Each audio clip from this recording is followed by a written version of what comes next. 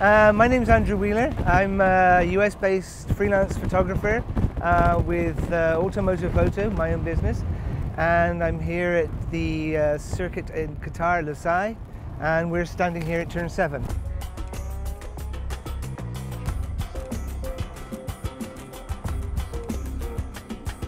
For me, when I come to a racetrack, I like to present something or find something that's different than I shot somewhere else before, even if I've been to the track in the past.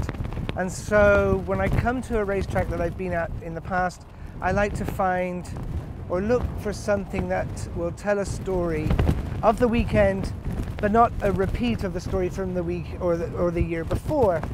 And so every track has its own personality, has its own feel. You have tracks in, for example, Spain, colour, Italy, colour, noise. And then you have the track here at Qatar, which is unique because, first of all, it really is in a desert. And so you have all that dry air that factors into making it something unique. Then you have the fact that it's shot at night, so you tend to lose a lot of landmarks or things that you would take for granted in a daytime shoot, where you'd be able to use color in the background, you'd have people in the background. So you actually have to use the architecture or the racetrack architecture to provide your imagery or to act as the backdrop for what you're going to take pictures of. Add into that, you're also going to have to look at how the features on a motorcycle become highlighted under these lights. I mean, these lights are, it's kind of like lots of little lighthouses everywhere, and they sparkle like jewels, and that sparkling is reflected off of the highly polished fairings. And so you use all these little elements to combine, to add a little tinsel into your picture that tells a different story versus a track, say Jerez, where you have the backdrop of people that add into the color. You're drawing the color out from within the bike to bring it to the picture. For here, I would also say that you also look for little nuances more so than you would with a daytime shoot. You have the riders wear different visors, the things glow red hot, the exhaust pipes, the exhaust fumes, all that sort of thing adds into where it's a more intimate way of photography at this track, because it's dark, because there's no backdrop, because there's no scenery per se. You're taking a picture that's very intimate with the rider, with the bike, with the track, and the lights just illuminate these little areas around.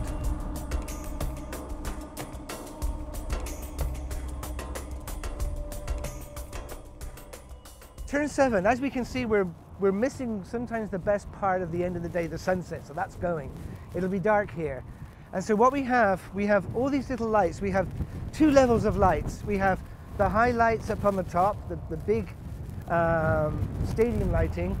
Similar stadium lighting over on the other side of the track, but because of where we're stood, they're lower. The top lights are lower, the bottom lights are very low. So you have what amounts to be 3 layers of lighting. You have the bikes coming into the corner, they come down here, they brake really hard, and as they brake, you can actually slow your shutter down to like 1/25 of a second if you're feeling geeky, 1/25, 1/125, and as you blur them in, the lights create these shafts of, not so much a blur, but they look like something from Star Trek. And so as the bikes come round, if you're doing a motion blur shot, they come round, and this is where I go back to adding something from the track into the feature, or from the shot into the feature. They come round, they come up here, and as they come up here, they're obviously onto the gas, they're coming up here, they're onto this curbing over here, and they're heading off up this way. And a lot of the shots, you'll have some residual fuel left in the exhaust pipe that will ignite. And so, and in particular last year, the Hondas were doing it a lot, and they would come up the corner here, and you'd have this lovely clear blue flame. Another little factor being here is with the variances in visors. Some people have a lighter visor, some people like to retain their dark visor. You actually see with the angle the riders are on the bike, you can see their faces, and that's kind of important. It adds a little bit of a human touch to the shot. And so it's a nice shot. You've got a variance of shots. You can have your stock shot here, and those are coming into the corner, they're leaning over, they're coming up. You can have an RT sort of motion blur shot where you kill a lot of the background, you sharpen up the bike, and then what happens is you have this whooshy sort of picture that just adds a little more dynamic, because like I said earlier, the lack of backdrop or the lack of background, you create the imagery with what you have at hand. And by using the tools of speed and light and the shutter speed, you can create a different image that portrays speed, light and color. A couple of shots spring to mind that I shot here that were, I would say, memorable. There's the shot of Jorge Lorenzo last year, and he does this a lot, but it's quite spectacular when it happens at night, because the backdrop is kind of dark, and with motion blur everything is silvered out, everything goes silver. And what he does is he stood up on the pegs and he looked back over his shoulder, between his arm and his back, and looked back towards what was going on behind him, and he stood off the pegs, and it just looks incredibly fast. I mean, he's obviously going fast, but it just looks sort of, what a strange thing to do on a fast piece of track.